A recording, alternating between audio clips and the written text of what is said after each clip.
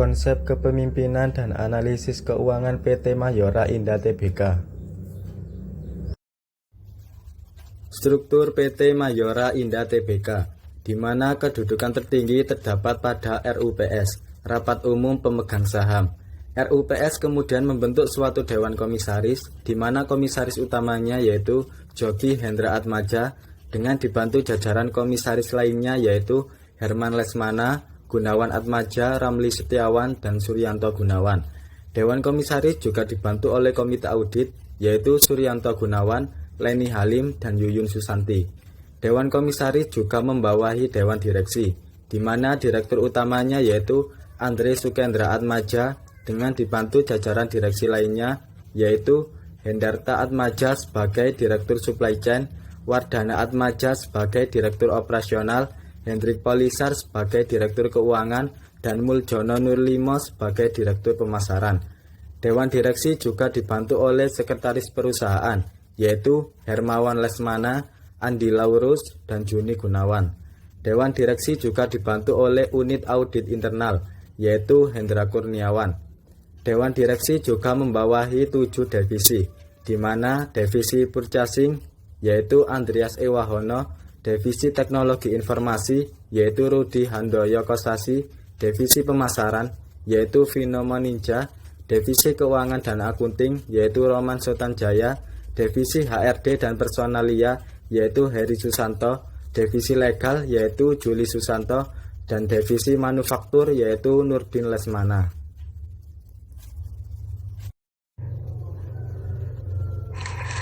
Wewenang kepemimpinan.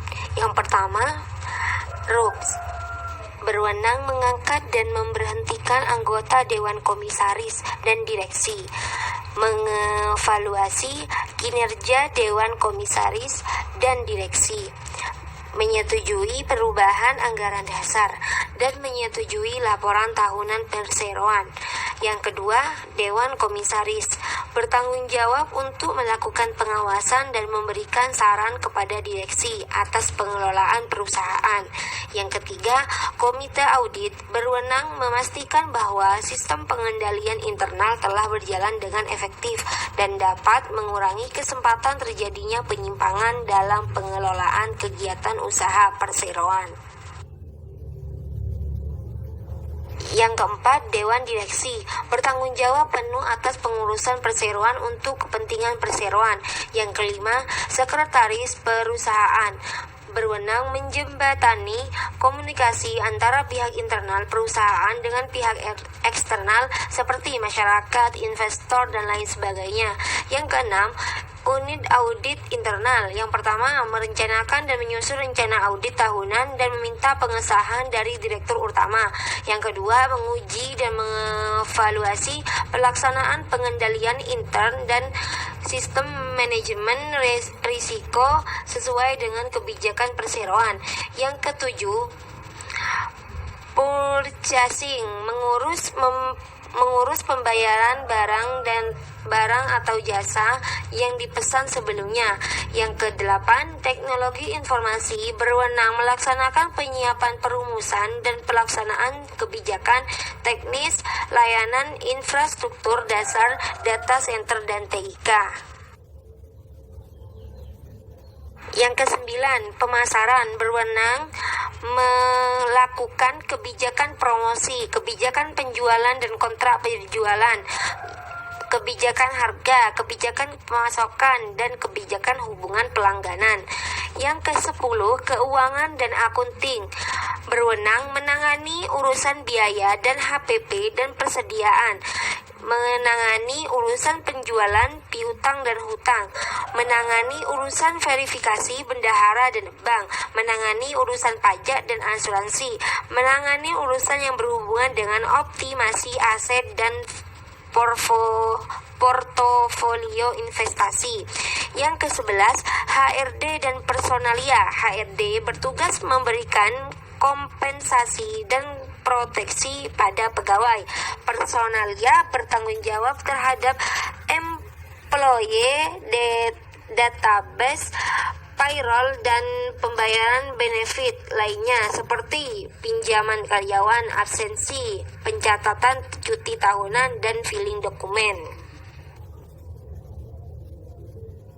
Yang ke-12, legal berwenang menjamin kelengkapan perizinan yang terkait dengan proses bisnis di perusahaan yang berkoordinasi dengan Departemen Corporate Legal dalam rangka kesesuaian dengan peraturan. Yang terakhir, manufacturing mengatur dan mengkoordinasi para karyawan di bagian produksi untuk melakukan pengoperasian mesin produksi sesuai standar operasi mesin dalam membuat hasil produksi. Peningkatan kinerja perusahaan merupakan salah satu keberhasilan dari seorang pemimpin. Adapun, untuk menilai kinerja suatu perusahaan, kita bisa melakukan analisa rasio keuangannya. Analisa laporan keuangan yang pertama ada analisa rasio likuiditas. Rasio likuiditas ini berfungsi untuk menilai seberapa mampukah PT Mayora dapat melunasi kewajiban jangka pendeknya. Analisa ini biasanya dibutuhkan oleh pihak kreditor ataupun investor. Yang pertama ada current ratio atau rasio lancar. Current ratio ini didapat dari membagi total aset lancar dengan total kewajiban lancar. Seperti yang kalian lihat pada tabel, terjadi peningkatan dari tahun 2018 ke tahun 2019 sebesar 0,744. PT Mayora ini bisa dikatakan sebagai perusahaan yang sehat karena memiliki perbandingan lebih dari 2:1, dan hal ini memudahkan PT Mayora dalam mendapatkan pinjaman dari kreditor. Selanjutnya ada quick ratio atau rasio cepat. Rasio ini didapat dari total aset lancar dikurangi persediaan, kemudian dibagi dengan hutang lancar. Dengan mengabaikan adanya persediaan, PT Mayora memiliki quick ratio yang tergolong sehat, yakni lebih dari 1:1. Rasio ini pun meningkat dari tahun 2018 ke tahun 2019. Ini artinya PT Mayora berhasil meningkatkan kinerja perusahaannya. Yang ketiga ada cash ratio atau rasio kas. Rasio kas ini didapat dari membagi total kas atau setara kas dengan kewajiban lancar. Dari rasio kas ini dapat kita lihat seberapa besar kemampuan uang kas atau setara kas perusahaan untuk membayar utang jangka pendeknya. Sehingga dapat disimpulkan bahwa PT Mayora untuk analisa rasio likuiditas dari tahun 2018 ke tahun 2019 mengalami peningkatan yang cukup baik.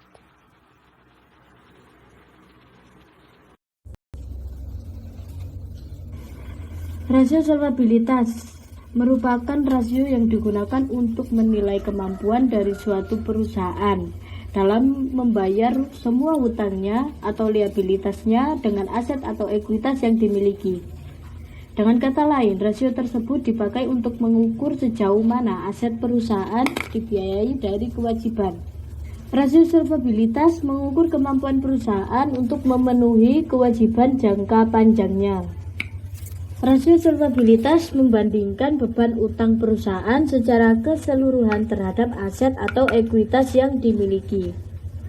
Tujuan rasio solvabilitas yang pertama untuk melihat posisi sebuah perusahaan dari kewajibannya kepada pihak kreditur. Yang kedua untuk menilai kemampuan dari perusahaan dalam membayar semua kewajiban tetapnya termasuk dengan bunganya. Yang ketiga, untuk melakukan penilaian seberapa besarkah pengaruh dari hutang terhadap pengelolaan aktiva atau aset perusahaan. Untuk rasio solvabilitas sendiri terdapat beberapa jenis, namun saya hanya memilih 2 yang berperan penting untuk kreditur dan investor. Yang pertama adalah Debt to Asset Ratio atau disebut dengan DAR. DAR adalah rasio solvabilitas yang digunakan untuk memperlihatkan atau mengukur perbandingan antara jumlah hutang dengan jumlah aktiva.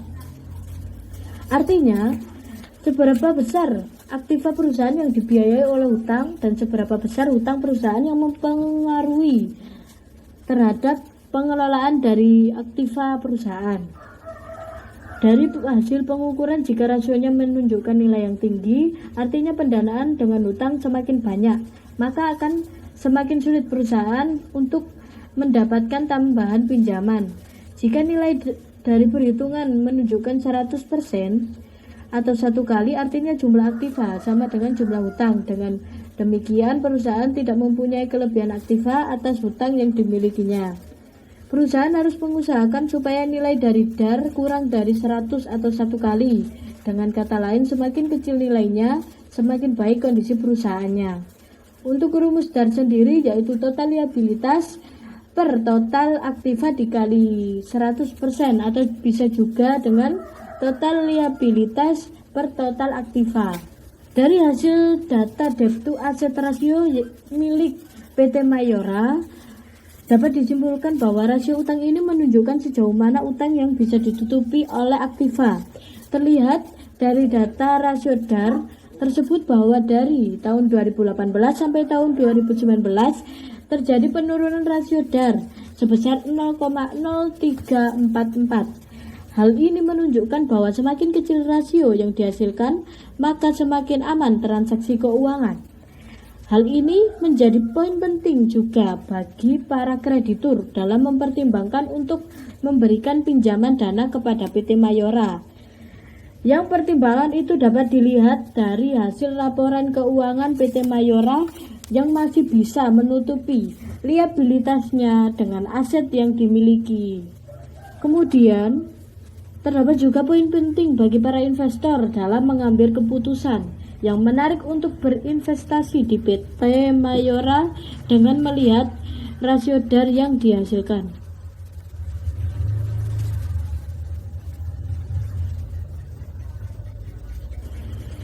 Yang kedua adalah debt to equity ratio atau disingkat dengan DER. DER adalah rasio yang dipakai untuk menilai atau mengukur perbandingan antara jumlah liabilitas hutang dengan jumlah modal atau ekuitas yang dimiliki oleh perusahaan. Utang tidak boleh lebih besar dari modal supaya beban perusahaan tidak bertambah. Semakin kecil rasio ini berarti kondisi perusahaan semakin baik karena modal untuk menjamin utang lancar. Apabila nilai rasio ini rendah, maka akan semakin tinggi jumlah pendanaan yang disediakan oleh pemilik perusahaan. Debt to equity ratio yang menunjukkan nilai kurang dari 100% atau 1:1 mengindikasikan perusahaan tersebut mempunyai hutang yang lebih kecil daripada modal atau ekuitasnya. Perusahaan besar yang sudah go public biasanya membatasi kelebihan DER itu sebanyak 4 kali, dan alasan DER lebih dari 1 adalah ketika perusahaan membutuhkan penambahan modal, ia memilih untuk meminjam uang ke bank dibandingkan dengan jumlah saham. Hal ini dilakukan karena nilai saham akan turun ketika muncul saham-saham baru. Adapun rumus debt to equity ratio adalah total liabilitas atau utang per ekuitas atau modal dikali 100%. Dari hasil data debt to equity ratio milik PT Mayora dapat disimpulkan secara garis besar rasio DER ini mengalami penurunan. Artinya penurunan ini menunjukkan bahwa semakin kecil peranan dari luar atau hutang untuk membiayai aktivitas perusahaan, dan total ekuitas pada tahun 2018 sampai tahun 2019 lebih besar dibandingkan total utang perusahaan, tetapi tidak signifikan, sehingga dapat disimpulkan bahwa risiko bagi kreditur juga semakin besar. Sedangkan sebagai para investor, rasio DER ini bisa menjadi pertimbangan untuk memutuskan berinvestasi di PT Mayora. Namun para investor juga perlu mempertimbangkan dengan matang kembali untuk berinvestasi, mengingat risiko tinggi ditunjukkan dengan presentasi DER yang tinggi.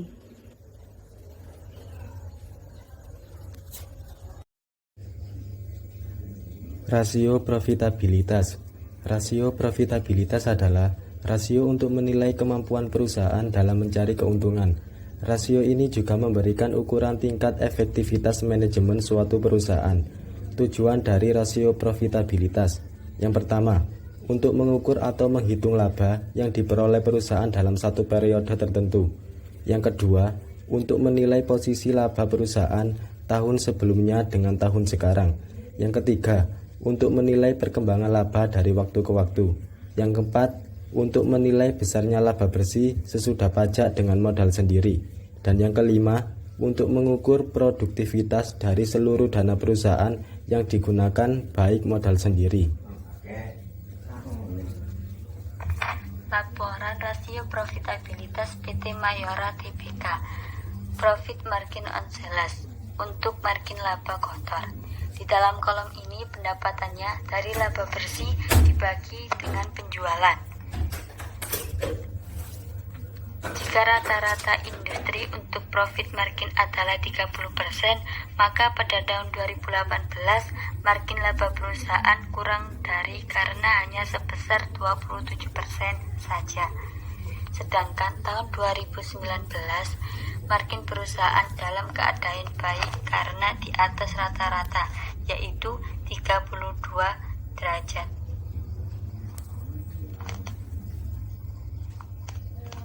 Laporan rasio profitabilitas PT Mayora Tbk. Profit margin on sales untuk margin laba kotor. Jika rata-rata industri untuk net profit margin adalah 10%, maka margin laba perusahaan pada tahun 2018 dan 2019 tidak baik karena di bawah rata-rata. Laporan rasio profitabilitas PT Mayora Tbk hasil pengembalian investasi. Rasio on investment atau ROI. Pendapatannya dari laba bersih dibagi total aset. Perhitungan ROI tahun 2018 menunjukkan bahwa tingkat pengembalian investasi yang diperoleh sebesar 10%. Kemudian pada tahun 2019 naik menjadi sebesar 11%. Artinya hasil pengembalian investasi bertambah sebesar 1%. Dan ini menunjukkan kemampuan manajemen untuk memperoleh ROI. Jika rata-rata industri untuk ROI adalah 10%, berarti margin laba perusahaan tahun 2018 cukup baik. Dan pada tahun 2019, baik karena margin laba di atas rata-rata industri. Laba rasio profitabilitas PT Mayora Tbk hasil pengembalian rasio of investment atau ROI dengan pendekatan DU Pound.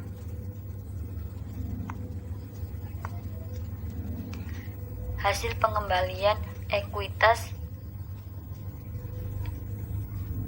return of equity atau ROE. Pendapatannya dari laba bersih dibagi modal saham. Perhitungan ROE pada tahun 2018 menunjukkan bahwa tingkat pengembalian investasi yang diperoleh sebesar 18%, kemudian tahun 2019 meningkat sebesar 24%. Artinya, hasil pengembalian investasi bertambah sebesar 6%, dan ini menunjukkan kemampuan manajemen untuk memperoleh ROE. Jika rata-rata industri untuk ROE adalah 20%, berarti kondisi perusahaan tahun 2018 tidak baik karena di bawah rata-rata. Pada tahun 2019 baik karena margin laba di atas rata-rata industri. Hasil pengembalian ekuitas return of equity atau ROE dengan pendekatan